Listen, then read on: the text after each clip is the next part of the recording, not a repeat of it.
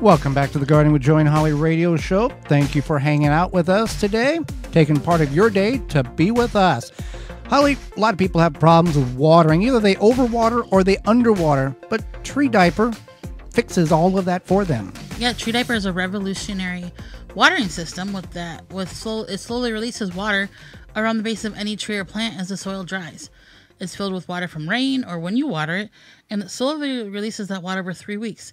There's no more guessing. If it's watering, underwatering, Tree Diaper just kind of knows it releases that water at a proper rate. So you don't need any pipes, hoses, or electricity. You can water your plants or trees wherever they are. And it also works under mulch. Whether you're a first-time gardener or advanced, Tree Diaper will improve the way you water your plants. Made in the USA, you can find all the sizes they have available at treediaper.com. That's treediaper.com. We used it last year. That was the only reason we had butternut squash and spaghetti squash, was because the Tree Diaper was used in those beds. Yeah, we got some beautiful squash because of that. So let's talk about it. Right, most people, if not, we're just a few weeks away for many of us across the country in the northern portions getting to our garden center. But there's some things you need to know about your garden center before you just go buy a bunch of plants. We're going to talk about things in which you should never buy at your garden center. You think, but a garden center has everything. It's always healthy, happy. Everything's great. They don't have any. Well, we're going to enlighten you on a few things here. It's called point of purchase. Yeah. And it's there when you're excited and you're on a shopping high. We've done this. And you're like, I got these good deals. But where are you going to put 7 geraniums at? Listen. Yeah. We have 7 geraniums. I understand that. We still don't know where we're putting them. Sitting in the kitchen window for years. They're beautiful. I know they're... Anyway, that's not the point of this conversation.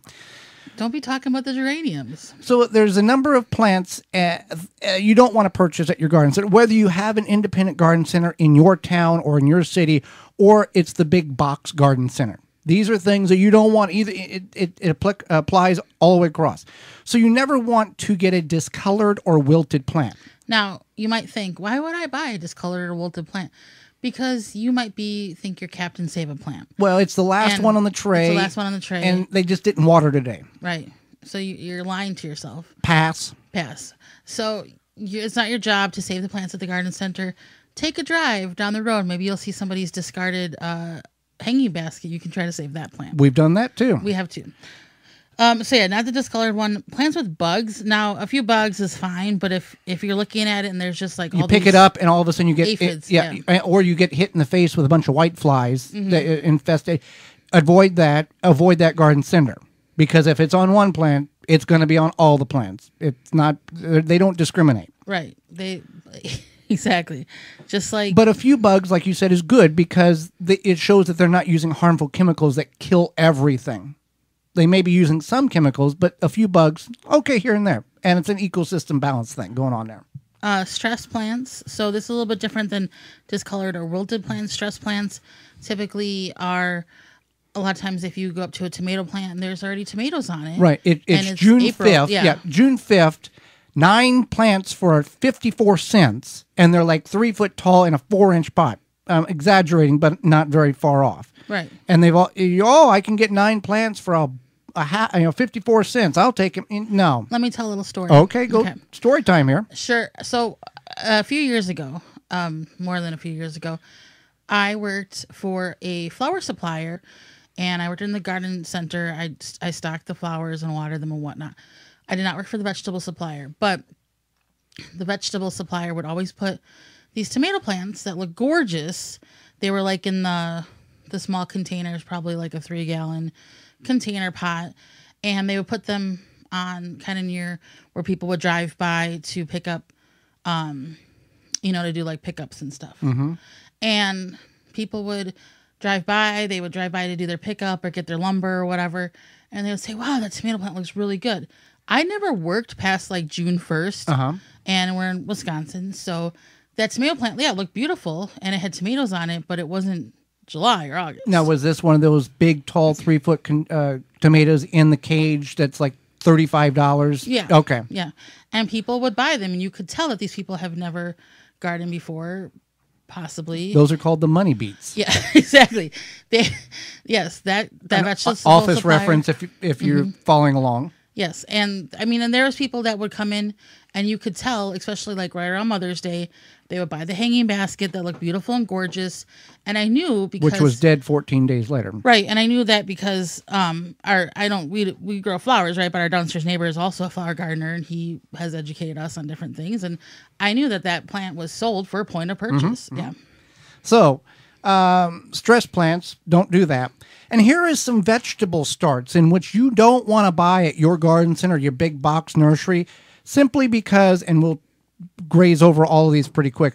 One, any type of bean, bush bean, garbanzo bean, chickpea, pole bean, because if you get the seeds, which is like let's say $2.50 to $4 a pack, normal pack, whatever you'll get 25 to 50 seeds in that pack, or you can get 1 or 2 bean plants in this 4-inch container that are extremely root sensitive, that when you transplant, you will probably kill it, or it won't transplant very easily. Right. Put the 50 seeds in the ground, and within less than 2 weeks, you're going to have all those beans sprouting, or in your container.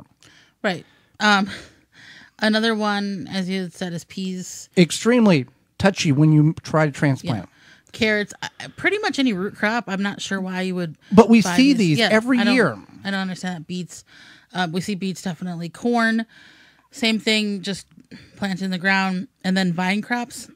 What are you talking about, like cucumbers? Cucumber, squash, all of these vine crops that you put in the ground at the appropriate time, typically 2 weeks to 4 weeks after your last average frost date. You can find that going to your favorite search engine, punching in your zip code and saying last average frost date. Cucumbers want it when the soil is at least 65 degrees warm.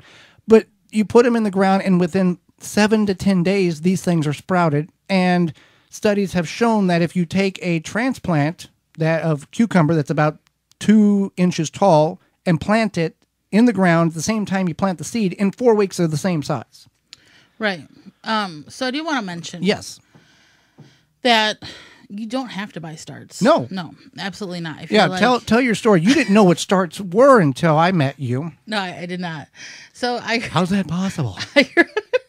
I grew up in the city, and we every Memorial Day we would just toss our seeds in the ground and literally the tomato seeds, no starch, no starch. Boom. This blows Joey's mind, and I don't know why, because it was like a natural thing to me. That's how you planted stuff. You just put the seeds in the ground. I don't think we even bought. Maybe we bought flower starts. I think so. I'd have to ask my mom. But I know vegetable starts. We did not buy those. We just tossed the seeds in the ground. We had beautiful tomatoes and zucchini. Well, when would you have, like, late August, or at least in our zone, which is 5A, 5B? We would get all the proper summer crops like in August. Right. Okay. Yeah. But there's a couple advantages to starting the seeds. You get a healthier plant start. It's less of a, you don't have to wait as long type of thing.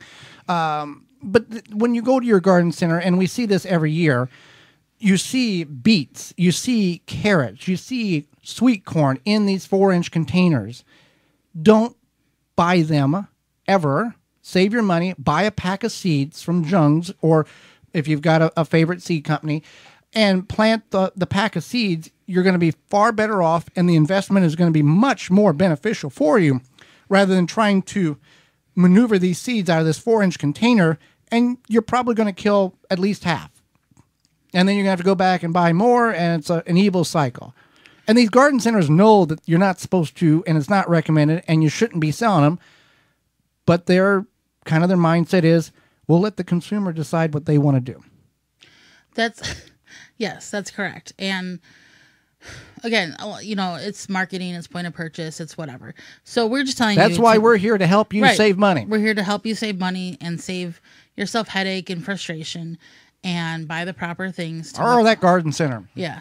I mean, not that you shouldn't support your local garden center, but they are still a business. And right. That's every right of them to want to make some money. And that's not necessarily even their fault. It might just be their supplier. Yeah. So, and they got a contract, and they've got to provide what the supplier puts out. They just can't go, we don't want those plants. It's part of a package deal, and they don't have a say-so. Just definitely, don't get overexcited. Try to keep a calm mind and buy what you know that is going to be best successful for you. Any questions in regards to that? GardenTalkRadio@gmail.com. We'll get an answer to your problem there. Well, Holly, soon it will be warming up, and you want to make sure that you can enjoy your lawn without sharing it with beetles and grubs. Yeah, I'm excited because spring is just around the corner, and it's time to start thinking about controlling beetles and grubs in your garden or your yard. There's all sorts of Japanese beetle articles, about us here in the Midwest all the time, and we want to lessen the impact those beetles have on our yard this summer. Phylum has an easy-to-use product. Yeah, Grub Gone can be applied to the turf or garden or around ornamentals to control grubs and lessen the impact that beetles have on your yard this summer. Easy to use. Apply with any commercial spreader or irrigate into the soil. Biologically, that specifically targets the grubs and beetle invaders without harming beneficial insects like bees, butterflies, and ladybugs. And to be honest, it's the only non-chemical that works. Find out more at phyllumbioproducts.com. You can use code GARDENTALK10 to save 10% off your order. And that's phyllumbioproducts.com. That's PHYLLOM bioproducts.com. For more information, please visit thewisconsinvegetablegardener.com.